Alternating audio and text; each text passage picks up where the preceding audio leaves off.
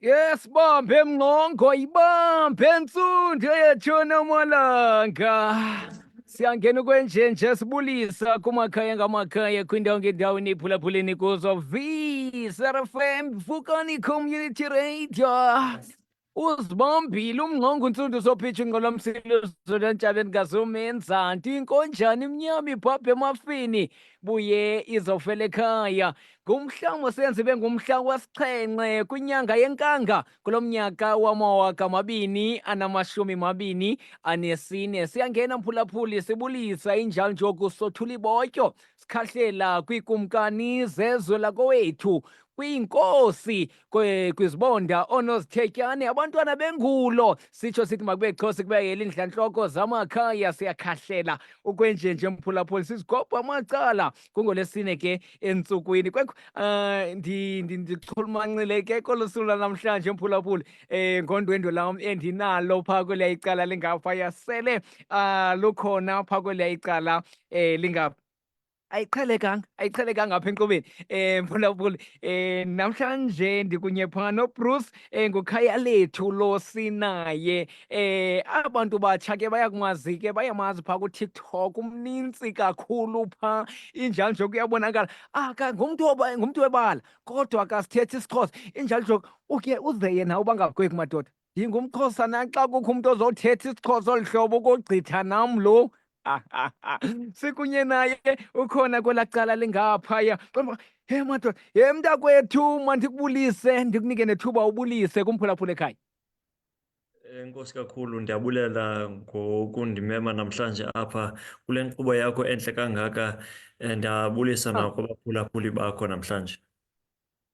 Kwekho, nkosi kakhulu. Injalo njoku yazi ingaske ngesisethivi ukwenzela abo bangakwazi usibona apha kooFacebook, ngoba selive phaa kufacebook nakumanye amakhasi wethu kooYouTube. Babone bangaba andithethi namXhosa apha kodwa uhlobo ozazise ngalo ngesiXhosa esi usithethayo. Mntakwethu, ndikubizile ngenxa yokubona uba ngaba kukho abantu ofumaniseka uba ngaba bayazidla, bayasiqhenya ngolwimi lwethu. Okokuqala, phambi koba sibe kanti siyatyatyadula kudliwano-ndlebe lwethu kwakunye nawe, ungubani? Khawuzazise ngokwakho, ndingakhonyeli ndikwenza inkomo yomdongo. Khawuzazise kumphulaphuli. Ndiyabulela. Igama lam ndinguKhayalethu. Kuba ndingunyana wokuqala ekhaya, umsebenzi wam kuza kuba ndiyogcina abazali nekhaya lam xa sendimdala. Kunjalo ke ngoku kuphatha unyana omdala kwikhaya lakhe. Ke ngoku ndingumqwathi udikela unono intswayibane xa zindlela, iinkomo zikaXesibe, zikaJojo, zikamthuthumbo xa zindlela ebhekubunguni. Madoda. Ndim ke lowo. Yima ke Khayalethu. Uzalelwa apho Khayalethu, uvela phi? Ndisuka kwindawo encinane, ifama kuthiwa yiMabhele, isondele eCumakala. ICumakala le iStaterema, siyo Lady Frele ndithetha ngayo. Yeah. Ndakhulela khona ke ngoku. Inkaba yam ikwifama phaa kwelo cala. Livela phi eli gama likaKhayalethu? Ngoba ndiyayiqonda uba ngaba zange uthiwe uba ngaba nguKhayalethu. Kwaske kwathini ekuzalelweni kwakho? Ndiyayiqonda uba ngaba abazali bakho babaye phaa okanye benefama njalo njalo. Wena ke ngoku sowuzoba nguKhayalethu, sewunaso nesiduko. Isuka phi yonke le nto? Yabona ke kubalulekile ukuba siqonde le nto ukuba nakwaXhosa kuba njalo ke. Zininzi ke ngoku iintlanga ezikhedamileyo apha eMzantsi Afrika eziye zathathwa ke ngoku zezinye iindawo ezintsundu nenye imizi ethi iza kuthi siza kuba ngumzali wakho. Ke bekunjalo nakum ekukhuleni kwam. Ngenye ke ngoku indlela ndandikhedamile, hayi ngabazali kodwa mhlawumbi ngenkcubeko nolwimi. Okay. Uyaqonda? Alright, ndiyakuva mntakwethu.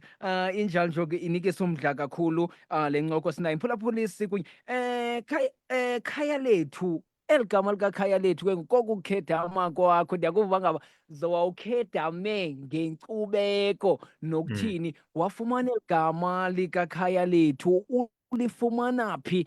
Ngoba kaloku uzelwe wazalwa, uzofikelela njani ke ngoku kwaba bantu ufumanisekayo uba ngaba ngabantu bazokunika le nkcubeko sowukuyo ngoku nawe uqondayo uba ngaba ndiyayiphila apha kum? Ewe ke apho ke ndibona ukuba liphi na eli khaya lam. Eh, Ke nam ke ngoku ndizama ukwamkela abantu kweli khaya esithi ukuba mm, kukwaXhosa. Njalo ke eh, ngoku kunyanzelekile ukuba siyokha njalo ekubhekeni phambili. Kaloku kukho umahluko kumzi nakwikhaya. Enye into mm, kufuneka siyiqonde kakuhle loo nto xa sifundisa abantwana bethu intsingiselo yomzi ekukhuleni kwabo. Ke nam ke nekhaya. ndathiywa ngolo hlobo kuba mhlawumbi bebedinga le nto yokuba nam ndenze ikhaya, ndamkele abantu apho kwakuloo ndawo. Mm. Eyi, wakhulela ke apha kwesi sizwe injalo nje apha esiXhoseni. Njengomntu ke okhulele kwakunye namaXhosa, ingaba imicimbi neminyhadala edibaniselene nesiNtu salapha kwaXhosa yimicimbi leyo oyihambileyo okanye uzihambile izigaba njengoko uke wayicacisa ngaphambili uba ngaba ungumntu apho uye wabe kanti uyingcangce kwasebeleni okanye kwasekukhuleni kwakho esi isiXhosa usibambile? Iinto zakwaXhosa ezi ziinto ubuzihamba ezikhoyo? Injalo nje zeziphi izigaba ozihambileyo apha kwizinto ezenziwayo apha esiXhoseni? Ngobe ndimncinci ndandithanda kakhulu ukuya emicimbini. Into edibene nokutya Ah, kaloku imnandi kakhulu ah, ah, kwaXhosa, siyayazi. ah, Yiyo loo nto abantu abangamaXhosa bazokubuza ihlelo 15 oko bazoqala ngayo. ewe. Kodwa ke Mm, ngoku ekukhuleni kwam ngoku ndibambeke apho kweli cala, ingathi uba ndizoba likapa ngoku. Eh, Kuba nzima ke ngoku eh. ufumana ithuba lokuba siyofika kwimicimbi, kodwa ngamanye amaxesha ndiyamenywa. Ndithanda kakhulu ke ngoku ukuya khona siyokwenza imisebenzi. Alright, injalo injalo nje kuyile nto yakho yonke yenzileyo ndizama uqonda ke ngoku abantu abalubala olunjengawe xa bekuvayo uba ngaba utyatyadula uthetha isiXhosa olu hlobo, abe bathi, hayi zintoni ezi uzenzayo ngoku, wenza ntoni, kutheni uzothetha isiXhosa olu hlobo? Uye uthini kubo, kubantu abazothi kuwe xa bethetha uba ngaba hayi, bathethe ngolu lwimi labo uba ngaba hayi awungomXhosa wena? Kutheni Ndi, sowuzenza olu hlobo ngoku? aba Mm, bafana nam ngebala ke ndidinga ukubanika umdla ukusifunda isiXhosa. Yiyo loo nto ke ndisifundisa isiXhosa ndingutitshala esikolweni. Eh, mm, Abanye ke ngoku bebesithi kum ngoku bendimncinci uba hayi uyaphapha, yintoni le nto ukuba oku ufuna uthetha isiXhosa. Kodwa ke ngoku mm, akhange bayiqonde le nto yokuba kubalulekile kwiingcambu zam kwaye nam ndikhule njalo. Akukho mahluko ke kum xa ndithetha isiNgesi okanye ukuba ndiyaprata okanye ukuba ndithetha isiXhosa. mm, Yinto enye. Ke ngoku bakhona ke ngoku nabantu abantsundu abandijongela phantsi ngamanye amaxesha bathi, suka wena, yintoni le nto ufunde nje isiXhosa ngoku ukwazi uthetha. Bafuna uba ngathi bayijongela phantsi. Ke yiyo loo nto ingathi uba nam ndifuna unika abantwana abantsundu umdla wokuba nabo basifunde isiXhosa kakuhle, nale nkcubeko ihambelana nolwimi. mm. Yazi mntakwethu, njengoba ndikumamele ungumzekelo ingakumbi kwabantwana abathetha isiXhosa, ingakumbi kuthi thina bantu bangamaXhosa, abantu abamnyama, ngoba uyafumaniseka uba ngaba xa ungumntu omnyama ungakwazi ukhumsha uthetha Mm, isiXhosa, uye mm, uhleke uba ngaba hayi lo udom lo, akho nto mm. ayaziyo. Kodwa ke kubekho abantu abafana nani abathetha isiXhosa ncakasana. Injalo nje oku nide nogqithe kwaba. kwaba bakhoyo bengamaXhosa bona bezicela bangamaXhosa, sive xa uthetha izangwetshe zakho, uhlobo Mm. okubetha ngalo ulwimi, uye wogqithe nam qonda uba ngaba ye madoda ndiyazeya ngoku uba ngaba ndingumXhosa nakanene. Xa kukho khaya lethu ngoku endibabonayo uba Mm. ngaba bamhlophe kodwa bathetha isiXhosa ngolu hlobo bathetha ngayo. Ukhuthazwe yintoni mntakwethu into yokuba ngaba ude ube kanti uyitishala, uya kwimfundo enomsila, into yoba ngaba ude kanti uthatha isakhono soba ngaba ufunde isiXhosa esi uthi usihlohle njengomfundisintsapho, utitshala wesiXhosa? Yabona ke mna azange ndifune ukuba ngutitshala tu. Akekho Oh, umfundi ofundayo eklasini ozixelela ukuba uzofuna aphinda abuyele kwakule klasi azofundisa. Kodwa ke ndabona mm, ukubaluleka kwesiXhosa apha kulo mhlaba siphila kuwo eMzantsi Afrika. Ndabona le nto yokuba kubalulekile ukuba abantu macala bakwazi ukuthetha iilwimi zalapha eMzantsi Afrika ukuze mm, sifumane mm, indlela edibanisa abantu. Kodwa ke ndibona kwale nto uyithethayo ngoku, kukho abantu abantsundu mm, abathetha isiXhosa, abanye bayasokola ke ngesiNgesi okanye bayahlekwa okanye bayahlekana ngesiNgesi sabo. mm, mm, Kodwa ke mm, ngoku le nto esingayiboniyo yile nto yokuba abantu abafana nam ngebala abaweli bona. Abaweli emlanjeni bayofika kwelaa cala, eh, bayozisokolela eh, nabo. Ke sidinga ukuyibona nathi loo nto ke apha eMzantsi Afrika ukuze sifumane le nto yokuba abantu bayadibana. Bendiye ndayothetha e-U_C_T kule nyanga isandokuphela. mm, Umntu ongumXhosa okhumshayo akathrendi. Umntu opratayo hayi, ontsundu akathrendi. Kutheni ndithtrenda kwezonxibelelwano ngoku kula makhasi? Kutheni? mm, mm, Masiphe kutheni kaloku uzokuphela? ayiqhelekanga le nto. Eh, Kutheni ingaziqhelelanga? Kaloku la mm, maxesha okudala asicinizele isiXhosa. Ngoku isiXhosa sizama mhm, ukuphakama kodwa ukukhupha iinyawo zakho edakeni kuba nzima. Kodwa kunyanzeleka ukuba senze mm, njalo, ayikho enye indlela. Kwekhu mphulaphuli, nanku ukhaya lethu ligama lakhe lelenkobe utshilo wathi ungumqwathi. Uthe ungumqwathi mos? Andikulahli? Ewe, hayi ndim lo. Udikela Mqwathi madoda. uNtswebane. No, noni kaNtsayibane, nanku umphulaphuli sikunye naye. Inikisa umdla kakhulu le nkqubo yanamhlanje ngoba kaloku thina singamaXhosa siye sibe kanti singabantu asizidli ngoba uthina nabo mqwathi bayazidla. Injalo njoku bazingomba isifuba xa kuthethwa ngesi siXhosa, basigobha amacala ngoba kaloku uze apha kweli leMpuma Koloni eze ngolu hlobo aze ngalo, kodwa isiXhosa esi wasithanda sakunye kuye. Yemqwathi, ekhaya nizalwa nibangaphi? Nibangaphi ekhaya kwaye ngoobani abayazi esi siXhosa? Kutheni yaba nguwe wedwa nje uba ngaba nguwe wedwa? Isuka phi le nto kuwe uba ngaba ube kanti sowunje wena uyingcaphephe yesiNtu? Kuthiwani ekhaya xa ubona unje wena wedwa? Sibabini ekhaya, sizalwe sibabini, mna noMbumbulu, Oh, umninawe. oh, Um, eh, Ake yingozi ke ngoku yena kodwa sizoya apho namhlanje. Kaloku uyabona siyakwamkelwa eh, ekhaya le ndlela siyiyo. eh, Kubalulekile ukuba xa umntu ekhula naye azazi ukuba ungubani na yena, kodwa angazilibali iingcambu zakhe. Kuba njalo ke ngoku ukuba uqhuba njani kwaye ukhetha njani kwindlela ophila ngayo. Ngakumbi ke nam mm, mm, ndithathe indlela ezingaqhelekanga kweli khaya lam, ngakumbi kwizinto endizifundileyo nakwimisebenzi yam. Bayalima okanye bayafuya kwikhaya lam, kodwa ke ngoku apha nam ndilapha eKapa ngoku ndifundisa isiXhosa. Ndihambe ngendlela yam. mm. Abaye bekothuka abantu xa ufika ngoba kaloku xa ufika ecam'komntu uzoma ecam'kwam ndilindele uba ngaba uzothi, good morning sir, uba kusekuseni. Yes sir, how are you? Xa uzoveske uzoma apha ecakwem uthi, mfondini, akho nto, unjani?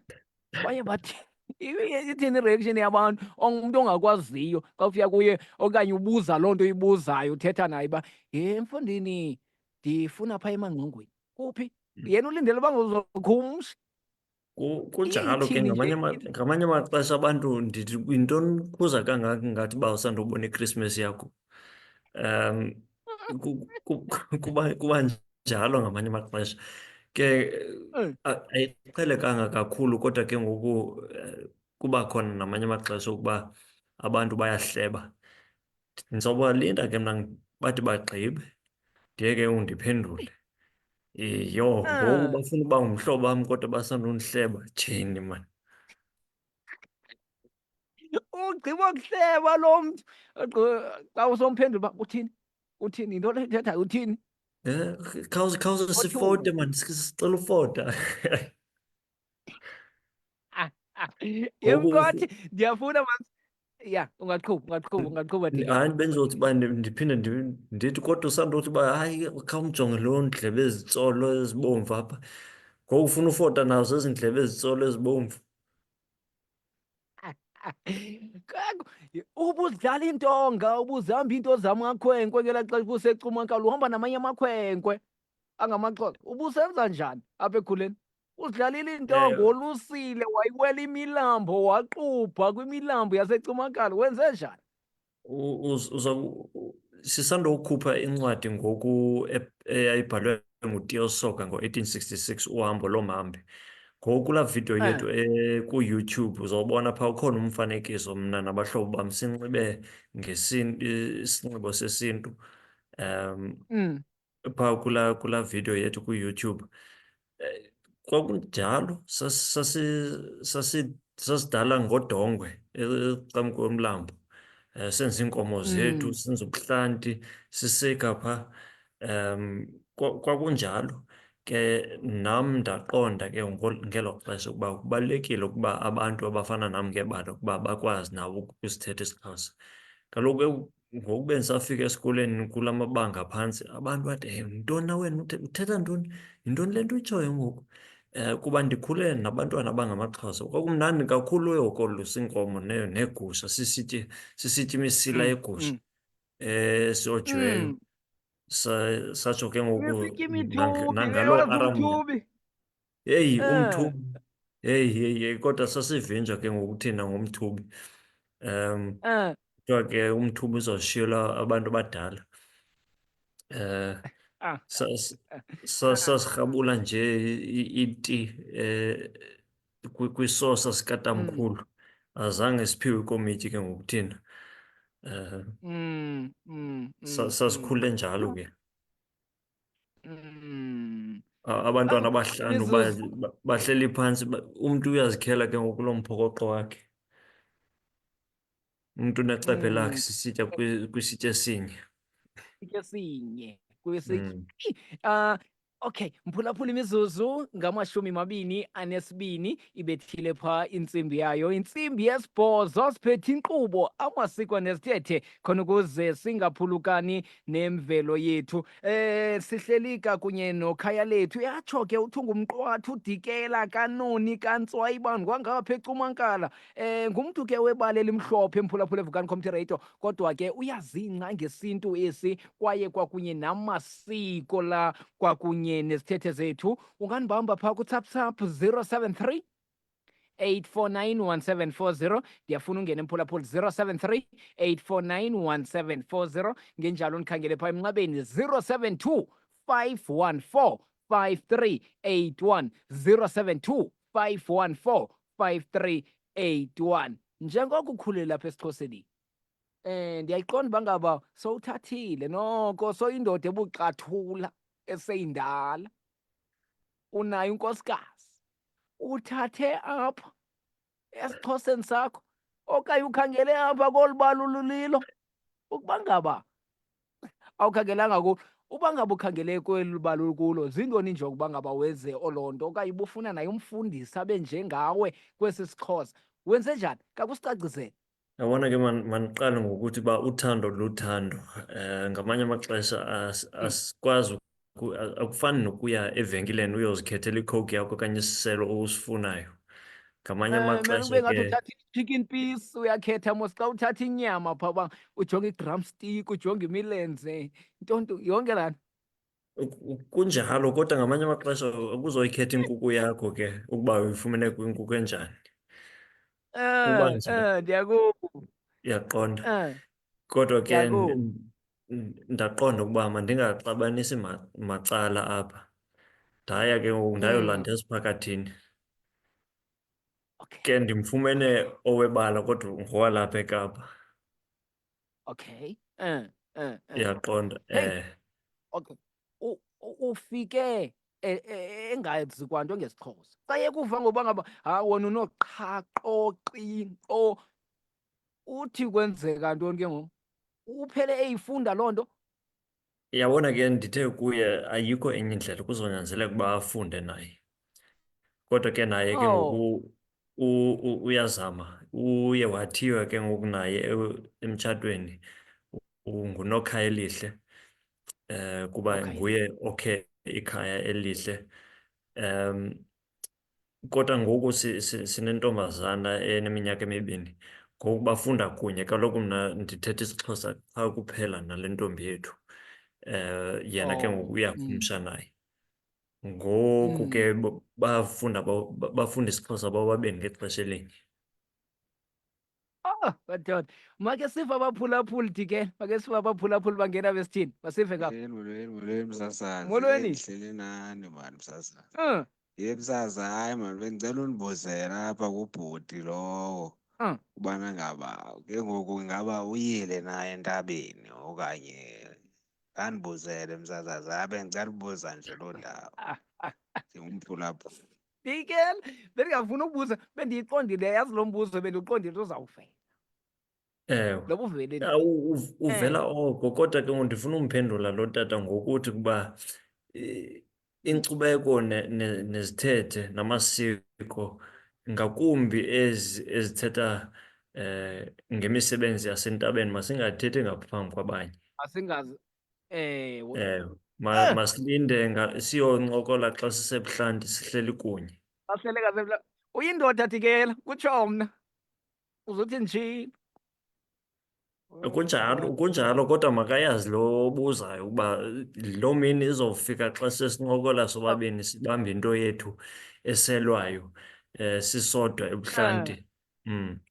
Kaloku iindlebe ezimameleyo ngoku ewe, Asiphelelanga, kunjalo. asiphelelanga. Uzama ukutsho. Alright, make sikhangele omnye umphulaphuli semvukeni esithini ngapha. Molweni ekhaya.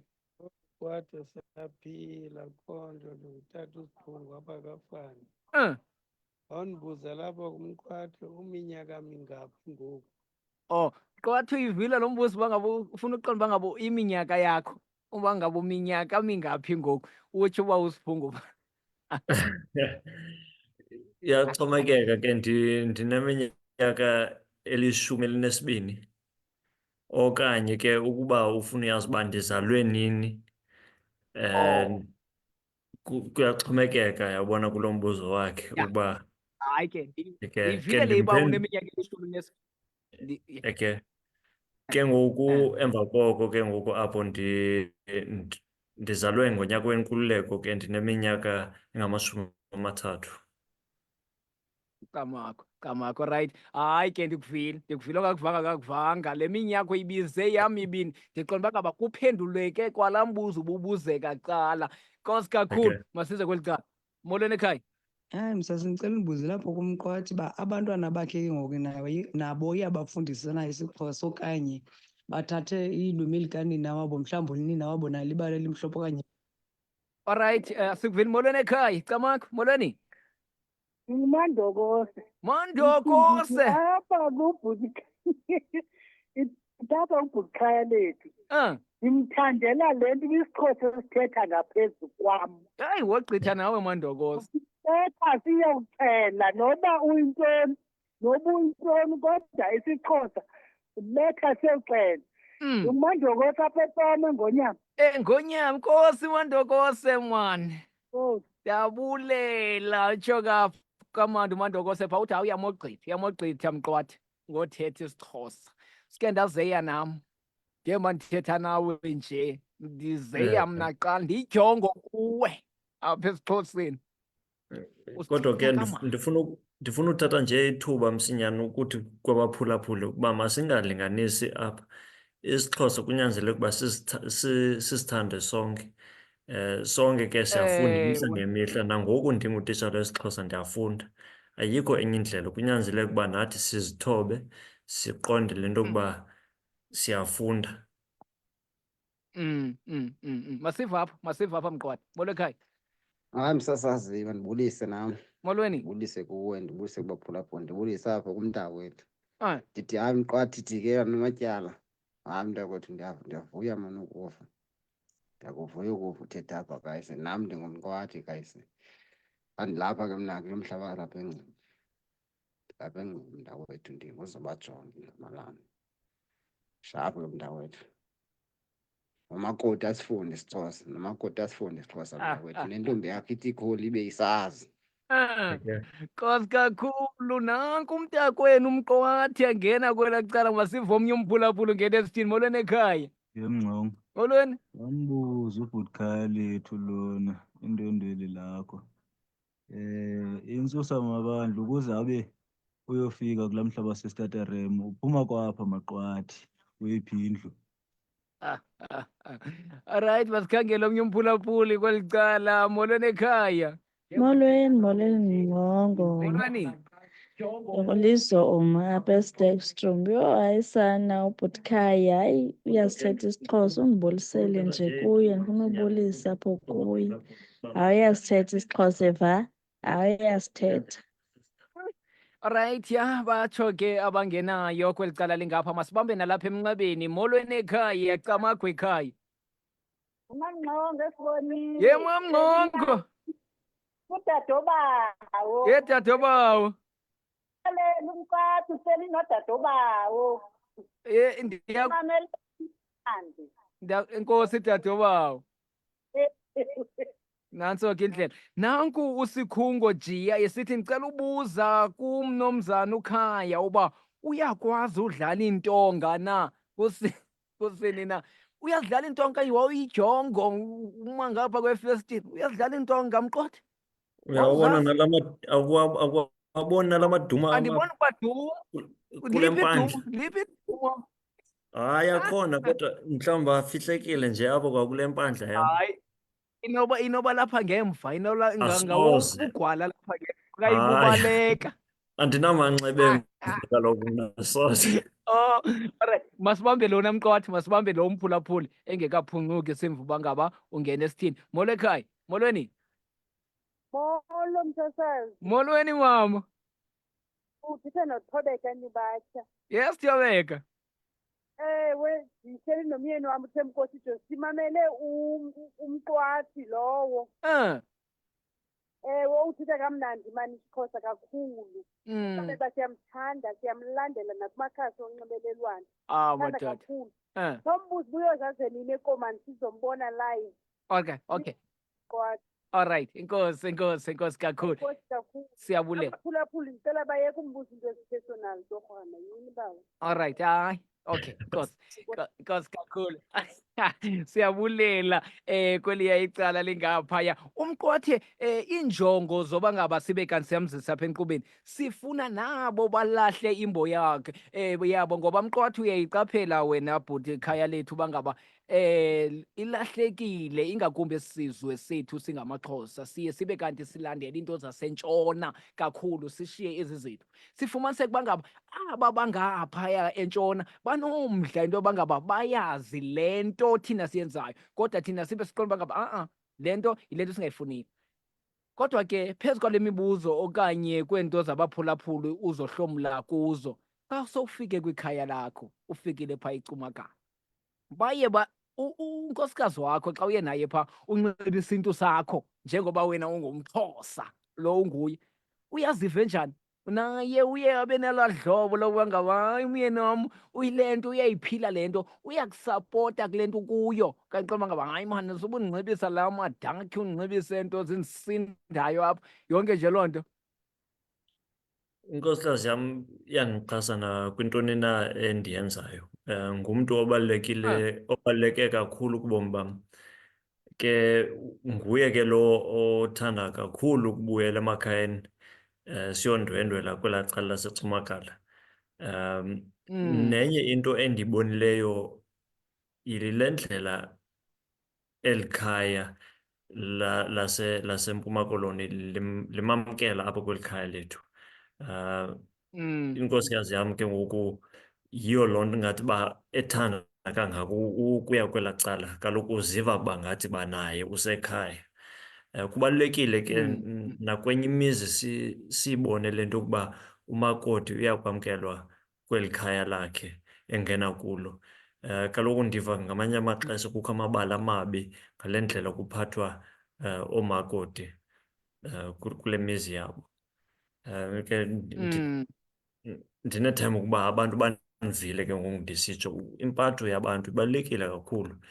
Uba wena uphathwe kakubi ayithethi ukuthi ukuba nawe kunyanzeleka ukuba ubaphathe kakubi abantu. Alright, imizuzu ngamashumi 25 phambi koba sitsho sithi intsimbi yakhe intsimbi yethoba. Ngumhlohli ke lo, ngumhlohli mphulaphuli, uhlohla ulwimi lesiXhosa. Mphulaphuli evukani community radio, sazi ncakasana xa kuthethwa ngesiXhosa. Uqala kwakho, ndiyayiqonda uba ngaba sebeqhelile ngoku abafundi esikolweni. Uqala kwakho uba ngaba hayi yilecture yesiXhosa le, abebeqala ukubona bathini, hayi yilecture yesiXhosa le, othishwa ngile yesiXhosa. Inoba i-reaction nje yabo yayisithini? Mandiqale ngoku bendifunda kwidyunivesithi yaseStellenbosch. Ndiye ndangena kweli gumbi esifunda kulo kunyaka wokuqala. Ndahlala phantsi. Kwangena ke ngoku abanye abafundi bathi hayi ke ngoku omnye ke ngoku utitshala wethu ilecturer yapha umnumzana uXekethwana kodwa ngugqirha Lwazi ngoku waza kule klasi yam wathi hayi wena phuma apha, awunohlala kulwimi olongezelweyo apha, wena funeka uye kulwimi lwasekhaya, hamba uyofunda namaXhosa, ndiyakwazi wena. Wandikhupha ndayohlala kweli gumbi elincinane mhlawumbi bekungena abafundi abangama-20 kweli gumbi. Ngoku uyangena umfundi wokuqala, hlala phantsi, wajonga iphepha lakhe ingathi uba wajonga i-timetable yakhe. Hayi, waphinde waphakama waphuma. Ndiyamva ngokuncokola nomhlobo wakhe phandle, ndimamele baphinde bangene bobabini, bahlale phantsi bamane bajongana. Wathi kum ingathi uba omnye ufuna uba ngathi uba unesibindi ngoku, hayi wajonga kum ecele wathi Xolo, ulost mhlawumbi? Ndithi njani? Yho, ngoku ndisithi njani? Wathi hayi bo, uthi njani? Ngubani igama lakho? Ndabacacisela igama lam. Yho, nawe iintloko zabo bazibambile babaleka bayotsho phandle bayobiza utitshala wethu. Wangena notitshala wathi, titshala, nanku lo mntu ongumlungu umhlophe. Hayi man titshala, uyasogqitha ngesiXhosa, sizofunda njani kodwa sogqitha ngumntu omhlophe apho kulwimi lwasekhaya? Ke kwakuqale njalo kwidyunivesithi yaseStellenbosch, kodwa ke ngoku ekufikeni kwam kulo msebenzi wam wokuqala kwesi sikolo, omnye utata ontsundu wayenomsindo kakhulu kuba baqeshe umntu omhlophe ozofundisa isiXhosa. Kutheni bangaqeshi umntu ontsundu? Ndaya ke ngoku ndathi kulaa nqununu, ekuphumeni kwam kwesi sikolo, kaloku asikho isiXhosa kula mabanga aphezulu. Xa ndiphuma apha kwesi sikolo uzawuqesha abantu ababini abantsundu kule ndawo yam, umntu omnye. Ke ndizokwenza umsebenzi apha ukuze ndivulele amathuba kungene umntu ontsundu. Bandithemba ke ngoku ndisephaa, kodwa ke sendilivulile ithuba kungene omnye umama ofundisa isiXhosa kula mabanga aphantsi. Ke ngoku xa sendiphuma, xa kufike ixesha lam, kuzongena omnye lo wesibini bendithetha ngayo ekuqaleni. Ke nam ndidinga ukuzisa utshintsho ngale ndlela sicinga ngayo ke ukuba umntu uzawubuza kutheni ukuqesha umntu omhlophe azofundisa isiXhosa, ndizombuza kutheni bangaqesha abantu abantsundu abazofundisa isiNgesi okanye Afrikaans. Ntoni kunyanzeleka ukuba kuqeshwe umntu ontsundu kwisiXhosa? Yho, alright, make sive kweli cala Dikela, make sive kweli cala. Molekhaya. Ngongo, umkhwatho lo yindoda nyhani. Kufuneka kafundise nala madoda esiXhosa alahle kwesi isiXhosa. Ayingene apha ekusakazeni ifike ikhumsha ide ithi negama lesiXhosa ithi ayilazi lazi ngesiNgesi. Futhi umqwathe angafundisa kakuhle nakula madoda opolitiki akhumsha oko singaweva. Futhi yindoda umqwathe funeka zame abafundise wonke la madoda akhumshe kakhulu kodwa ngamaXhosa. Alright, Bawusibhungu, inkosi kakhulu, siyabulela. Imizuzu ngama-20 phambi kweyethoba intsimbi. Masive nanko omnye emnxebeni. Cela ucima iradio, cela ucima iradio mphulaphuli. Cela ucima iradio sokuva kakuhle. Ngicela ucima ithotholo lakho ndizokuva mphulaphuli. Njani Bawuthoni? Kuhle tata, kunjani? Philile, bendicela ukuzibuzela apho manje ngudlongwana apha mna eblokweni. Yes, tata. Ngizibuzela apho kumkhwathi uba ufundisa isiXhosa anelungu okanye amaXhosa. Oh, Ngizibuzela nje lo mbuzo. ufundisa abelungu okanye amaXhosa. Alright, nkosi kakhulu phulaphula ereyidweni. Imizuzu 19 phambi kweyethoba intsimbi. Mphulaphula emnxebeni ngu-072 514 538. Wahleli noKhayalethu Bruce kweli cala lingaphaya. Ngumntu webala elimhlophe kodwa ke litshantliziyo xa sithetha ngesiXhosa esi. Akeva blown starch hlobo asithanda ngalo isiXhosa esi mphulaphula evukani comrade. Injalo njoku ndiyabona njengomntu omlandelayo apha kumakhasi onxibelelwano uyabizwa kwezi ndawo uba ngaba makabe kanti uyafika, abe khona uyafika. Ndizama ke nalaa mphulaphula besithi hayi uza nini ekomani, ndiyayiqonda uba ngaba uyawuzishiya indlela afumaneka ngazo ukwenzela umntu omfunayo akwazi uba ngaba hayi angafika kuloo nto umfunela yona. Masikhangele omnye umphulaphuli kwelinye icala into yokuba ngaba ungena esithini ngapha. Molekhaya. Camagwini intsundu Molweni. ngaphaya Usiphokazi lo kathule. ndingeniswa nje mna yimincili. Ndifuna ukuthi kumqwathi kuyo yonke into ayenzayo anqandwe zinkwenkwezi. Ndingusiphokazi Thule, ndiseCofimvaba eDalbuhle. Nkosi kakhulu. Ufundisa bani? Ufundisa bani mqwathi? Ufundisa abantu abamhlophe okanye ufundisa amaXhosa? Esi siXhosa usifundisayo iyabuza laa mphulaphuli.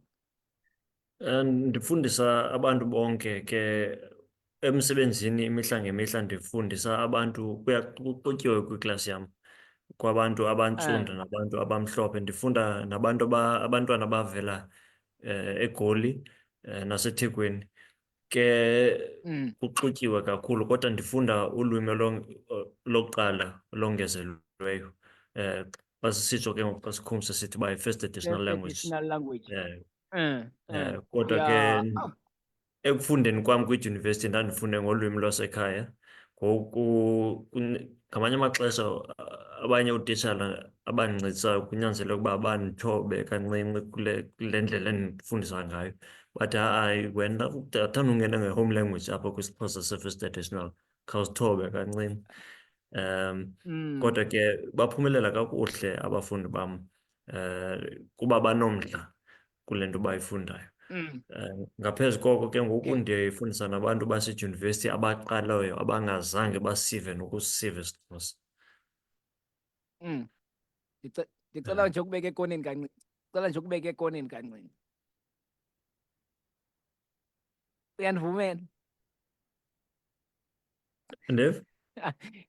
Ndicela ukubeka ekoneni nje kancinci, ukuthi nje kancinci. Ndikuthi kaniphe eli qhalo lithi iqaqa aliziva kunuka. Thetha ukuthini? Yho, uzama undibeka ekoneni nyhani undiveza phambi kwabafundi bam. Kuthetha ukuthi ukuba ukuba umntu yenze into ethile akazoyiqonda ngaphambi kokuba uboniswe ngabanye abantu. Ke le ndlela uhamba ngayo akuzozazi ukuba awuhambi ngendlela engalunganga ngaphandle kokuba uboniswe ngomnye. Yeyi, ingxaki abantu abaninzi nditsho nalapha kubaphulaphuli bebemamele ngoku bakhona abaqondayo bakwenkxa intloko abayazi loo nto uba ngaba xa usithi qaqa uyicacise kakuhle ngolu hlobo elilo. Rayithi, wasive ngaMolekhayi? Hayi, Ntsundu, urayithi? Ndiyaphila. Ndirayithi nam. Hayi, ndimamele umntakwethu, nam ndingumkhwethi, ndingowaseNgqubi into naye mna, but ndilapha ecala. Imamele wethu, umntu omhlophe ethetha isiXhosa kamandi kangaka. So tsho ukuthi singamacala onke singabakhwathi. Alright, Nkosi Mamqwathi, Nkosi kakhulu Mamqwathi, siyabulela kweliya icala lingaphaya. Mphulaphuli ngu-072 emnxebeni 514 5381 072 514 5381. Kwezi ngoma zesintu yeyiphi oyithandayo? Kwezi ngoma zesintu kuvuke xa kukho imigidi ukuthini? Yeyiphi oqondayo bangaba tshola kamandi? Yeyiphi inkomo? Ingoma, kwezi ingoma kumombelo, kwezi ngoma zesintu xa kusombelwa. Yeyiphi yakho ingoma, intonga yakho? Eyi, hayi ke ngoku undifake ekoneni ke ngoku, kodwa ke kuyaxhomekeka ngaloo mini kaloku. Kodwa mna ndingumlandeli, andisingumntu ozozibeka phambili xa kuculwayo kule migidi. Ndingumlandeli wena kakhulu ke ingasolandeli. ngoku. Kaloku kodwa ekuthetheni xa kuthethwayo ndiyathetha, kodwa xa uculayo kaloku nelizwi lam ndizama ulibeka njengasemva ke mna ke. Siyafana, nam ndithetha olo hlobo ngaba heyi mna ndingumsasazi into endiyiyo, thetha kakhulu ereyidweni xa kuculwayo. Hayi, okanye ndawumane ndi-actiona nje, kodwa ayonto yam leyo. Kunjalo ke nam kaloku ndavezwa esikolweni ndazimela ngenxa elangeni, apho ke ndahletywa Ewe. ngabahlobo bam, azange ndiphinde ndicule emva koko. Wasive kweli cala Mqwathi, molo ekhaya. Yho, molo Ntsundu. Molweni. Ntsundu, nawe Mqwathi. Ndimamele kakuhle. Loo nto ayithethayo uMqwathi, hayi bendingayazi ukuba iqaqa aliziva ukunuka kwakutheni. Ndivile kuMqwathi, ndimamele kakuhle. Kwekho, hayi Mqwathi mani, kwekho kuhle kakhulu uba kunye nawe kweli suku lanamhlanje. Mphulaphuli, nawe ke ungangena sikubambe kweliya icala lingaphaya, ukhona ekhaya sikuva uba ngaba wena ungena uthi inkcubeko ekhaya. Ningabantu njengomntu okhulele eCumakala, xa nihleliyo ngonilapho kwelo Kapa nonkosikazi kwakunye nosapho luphelele, ukutya enikutyayo ukukhumbule eCumakala uba ngaba makhe sipheke ukutya kwasekhaya, ke sipheke ukutya kwakwaXhosa, kanye ungumntu wesushi, ezaa nto zangapha, uyakutya ukutya kwesintu. Ndiyayoyika ke mna ke irayisi engaphekwanga kakuhle okanye intlanzi engaphekwanga kakuhle. Umphokoqo undikhumbuza ekhaya nangale ndlela endikhule ngayo. Ke umphokoqo namasi ndingawasela nje, ndizothatha iglasi ndivele ndigalele nje ndiwasele namagaqa. Kodwa ke unkosikazi ngamanye amaxesha uyandiphekela naye, ke ngoku uyathanda undiphekela umphokoqo, kodwa uyalwa nam kaloku uthi uba umphokoqo utshisa imbiza yakhe. Mabothatha unopotyi mani, ubase phaa phandle uziphekele umphokoqo mani, ukhumbule eCumakala kube kanye. Hayi, kunjalo ke, kodwa siyawuthanda ukutya kwesintu kakhulu apha, nabantu phofu nomntwana wam uthanda imifino nomngqusho. Ayikho into esingayithandiyo apha kweli cala lethu, ukuba ayikhona sayitya. Hayi, andiwazi ke lo mbuzo uzokwazi uphendula. Ka umbuze emngqongo ubhuti Khayalethu ukuba inobunyani obungakanani into yokuba isiduko esi sabo sivela enkomeni yayinamabala kuthiwa inombala oqwathi. Utsho lo umphulaphula. Masibambe nalo simvu ngento esithini ngapha. Molweni ekhaya, camaga umphulaphula. Molo tata. Ewe xhego, mandisandibuzele kwinkokheli xhego uthetha nayo. Ba icumakala ndihlala kuyo mna ndiba kwasidenge. Oh, kweyiphi icumakala kule ngasekati-kati? Estadarem. Estadarem. Undawuni pha? Ndilapha kwasidenge. Kwasidenge. Ewe xhego. Oh, okay, okay. Ufuna uqonda yena undawuni pha? Alright. Uthi kwasidenge, uyazi kwasidenge mqwathi? Ecumakala. Ingathi ndiyayibona kodwa ke mna ndingapha kweli cala lasemaphele. Emabhele. Usondele Alright, kakhulu alright. nasendakane kuba uzowela i-N6. Okay. Masive umphulaphula. Molo ekhaya. Camagu mngcongo. Molweni. Ngudumba. Yiza mqwathi. Ungene engcobo. Kalobuza apho kunoni ukuba ngaba nxa ehleliyo ezipholele yeyiphi imvumi ayimamele kwezi mvumi zesintu, ingaba nguMaskanda, ingaba zezi ngoma ziculwayo nje but ibe izezesintu, yeyiphi imvumi ayimamela kakhulu? Umvile mqwathi? Ndimvile kodwa nam ke ngoku andinalo kakhulu ixesha lokuba ndihlale phantsi. Ngamanye amaxesha cala sifumana umhlobo wenene ke simamela njalo. Kaloku anifiki apha kweli cala lethu. Hayi mani, uba umamela ivukani mani. Sowulapha evukani ngomamela umngqongo, mamamele mna yeke zo. Nditsho kodwa xa sisemotweni anifiki apha kweli cala, sikude apha eKapa, kodwa kuzonyanzeleka uba sijonge ngolo hlobo kwixesha elizayo. Ya, masive lo mphulaphula ngento esithini. Molweni ekhaya. Ye tata.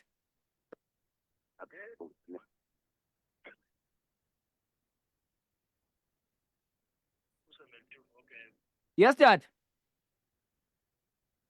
Molweni. Uphi nalo tata madoda, ubalulekile ngoku utshone emboneni. Andisamva lo buthini. Molo ekhaya. Mngqongo nomqwathi. Heyi, ndiyayithanda le ncoko niyiphethe yapha nomqwathi. Iyafundisa, inemfundiso enzulu.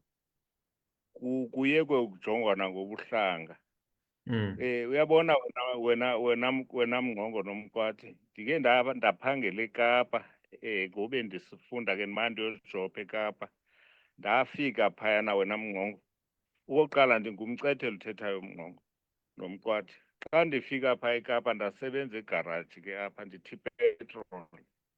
Ngoku kusekuseni ngale mini, kungumvulo, kumise imoto eyijetha apha entle smart, kugqidike umlungu. Ufaka isheti emhlophe notayi, unxibe isuti. Ayothelwa ndim ke mngqongo nomqwathi. Ndifike phaa abe siza ke nomnye umhlobo wam kwakho nye imoto ekhoyo kweli cala lakhe azapha ecang'kwa. Ndithi kuye, eyijonga le inxibe kakuhle, uyayibo. Heyi, sihleke ke le nto. Ndithi hayi yambo, inxibe kakuhle le ntwana le. Sathi sisathetha simane sihleka sodwa, yathi le tshephu inxibe isuti imhlophe ineqhina, inxibe isheti emhlophe, ingumlungu, yathi niyawuthi gosnomfenqa phaa kum. Yiyo, ndayilahla apho lo mpomo ndabaleka. Nditsho tyhini, uyive yonke le nto besiyithetha. Kaloku wena mngqongo, eli gama lithi uyawuthi gosnomfenqa ndaligqibela laliumakhulu wam. Gosnomfenqa, umlungu athi uyawuthi gosnomfenqa. Ndayilahla apho lo mpompo ndabaleka ndathi jacu uba wathi hayi buya, galela ipetroli yam ndibheke emsebenzini. Yho, hayi ndabuya ndizama ukuthi ke ndiyayithanda le ncoko niyiphetheyo. Iphelise laa nto uba kuthathwe ngoto uba kukho abantu abathi siyafana sonke mani, qha ifuna nje qha sisamkelaneni. Inkosi ngumcethe lo. Bamcethe. Saphela sizitshomi lomlungu emane ezothapha ke ngoku. Heyi wayesithetha isiXhosa uthena wayequla induku. Uyava ndithi sidibane eKapa mnqongo. Uthi wayequla yena induku uyayazi. Wathi angandinike yam athathe yakhe ngoku. Yeyi ndatsho ndathi hayi uthena wayesolusa namakhwenkwe amaXhosa. Yekhaya lethu Khonto angayaziyo yesiXhosa. yekhaya lethu naso isitori sinje udibana namadoda egaraji. Othuka lawo madoda ndiyakhumbula ke isithi yaseladies khona amadoda akwadibana nawe egaraji kwezi video zakho ndidla ngozimamela. Molweni ekhaya. Tata. Nanku uba umatyhole emthathe ebhongweni. Hayi ubhuti lo indondolo lakho hayi ananto engizayibuza njani. Hayi ubambe yona. Yes bamatyhole. Akubambe yona.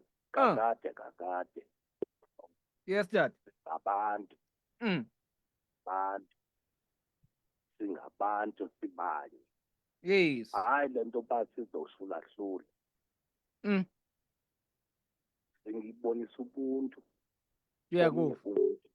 Kodwa ngizayithetha. Enkosi Bruce Khayalethu. Enkosi. Alright. Inkosi bamatyhole, inkosi bawutolo, inkosi tolo, inkosi idla ngamandla. Siyabulela. Mihlanu imizuzu masimbambe nalo mphulaphuli. Camekwe ekhaya molweni. Molweni msasazi. Molo tata. Msasazi masibulele kakhulu man. KuKhayalethu. Yes. Kokuba phakamise ulwimi lwethu kangaka. Iye ibukeleke kakhulu ke into yokuba uphakamise into abantu bayo abangayixabisanga kakhulu. Olungenelelo lwakho lunje izawubangela ukuba isiXhosa singalahleki. Ndiyibulela kakhulu lento.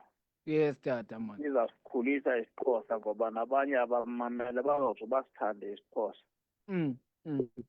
Enkosi kakhulu mqwathi kuba sisengxakini yokuphulukana nolwimi lwethu. Yes. Kuba lijongelwe phantsi sithi thina abantu balo.